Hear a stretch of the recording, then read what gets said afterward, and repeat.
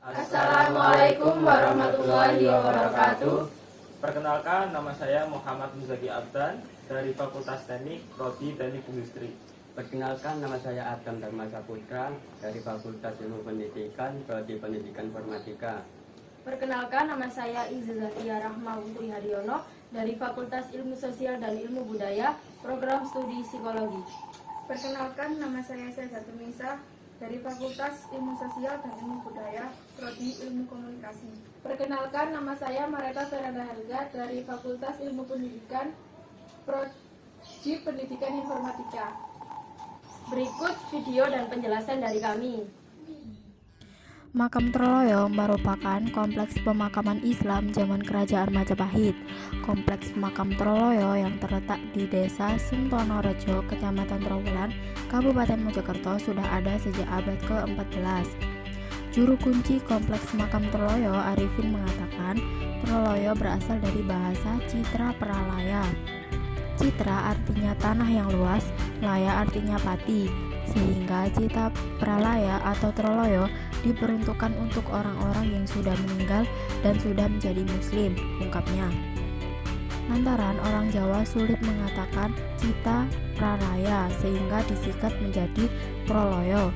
Makam Troloyo berkaitan erat dengan Syekh Jamaluddin Al-Husain Al-Akbar alias Syahid Husain Jumadil Kubro atau yang biasa disebut Syekh Jumadil Kubro. Syahid Jumadil Kubro. Di kompleks makam Troloyo ditemukan beberapa batu nisan bercorak Islam berangka tahun 1350 dan 1478. Setidaknya terdapat 19 nama yang dimakamkan di makam Troloyo. Di antaranya Syekh Al-Husain, Imamuddin Syofari, Tumenggung Syatim Singgomoyo, Patas Angin, Nyai Roro Kebyur, Syekh Jumadil Kubro. Sunan Ngudung, Raden Kumdowo, Ki Ageng Surgi, Syekh Jailani, Syekh Kohar, serta Ratu Ayu Kencono Wungu. Kompleks makam Troloyo mempunyai luas sekitar 3,5 akre atau 152.000 kaki persegi. Masing-masing kompleks dikelilingi oleh tembok khas Majapahit dan memiliki 4 pelantaran atau 4 kompleks makam yang cukup luas.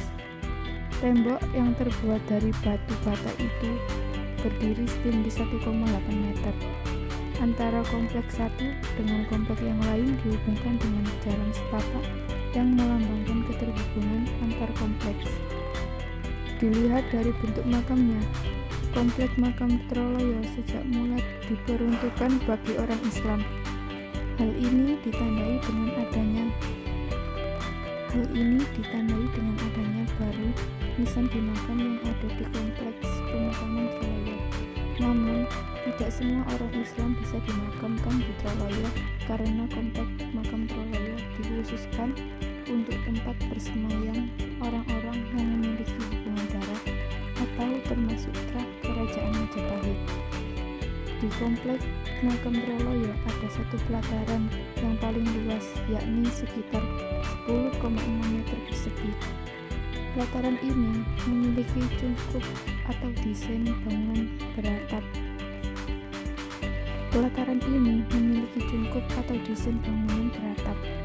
Kompleks makam ini merupakan kompleks makam yang paling ramai dikunjungi para peziarah.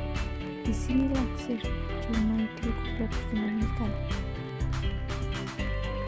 Syekh Jumadil Kubro yang merupakan nenek moyang Wali Songo diyakini sebagian orang sebagai wali Allah. Syekh Jumadil Kubro bernama lengkap Syahid Husain Jumadil Kubro. Ia adalah ulama yang berasal dari kota tua Samarkand, Uzbekistan.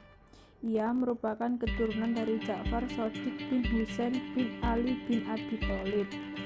Jelasnya di antara Wali Songo yang merupakan keturunannya langsung ialah Sunan Ampel, Sunan Bonang, Sunan Giri, Sunan Derajat, dan Sunan Kudus. Sementara Sunan Kalijogo merupakan menantu dari Sunan Ampel, sehingga lanjut Arifin. Kompleks makam Troloyo masih satu kesatuan, sehingga Troloyo adalah punjer atau pusat Wali Songo. Jumlah peziarah yang datang bergantung pada momentum.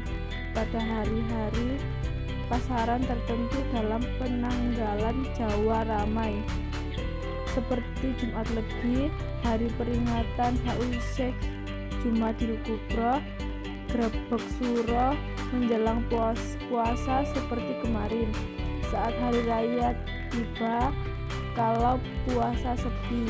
Dalam setiap penelitian yang dilakukan manusia, pasti mempunyai tujuan yang ingin dicapai, atau harapan dalam penelitian tersebut. Sejalan dengan rumus masalah tersebut, dapat ditarik tujuan yang ingin dicapai dalam penelitian. Tujuan kami dalam penelitian ini adalah: 1. Untuk mengetahui bagaimana kondisi Trawulan Mojokerto. 2. Untuk mengetahui makam Troloyo dalam kajian arkeologi. 3. Untuk mengetahui makam Troloyo dalam kajian sejarah. Kami mengharapkan agar dapat memberikan manfaat yang positif di masa mendatang bagi semua orang, terutama yang berkaitan dengan makam Troloyo Trawulan Mojokerto, baik dari sisi keilmuan akademik maupun dari sisi praktis. Dari sisi akademik, yang pertama, penulis berharap dalam penelitian ini dapat memperkaya sumber informasi bagi aktif-aktif lain yang mana orang lain belum mengetahui arkeologi ini. Dan yang kedua, untuk memperluas wawasan mengenai sejarah dan arkeologi Islam di Troloyo. Dan yang ketiga, untuk menjadi sumbangan pemikiran yang bisa memperluas wawasan keilmuan terutama dalam hal sejarah dan arkeologi. Dan yang keempat, sebagai bahan rujuk bagi orang yang meneliti atau mempelajari dengan objek atau topik yang sama dan pengembangan ilmu dalam bidang sejarah dan kebudayaan Islam. Dari sisi praktis, untuk memperkaya kajian-kajian tentang sejarah, khususnya tentang sejarah dan arkeologi makam Troloyo Trawulan Mojokerto.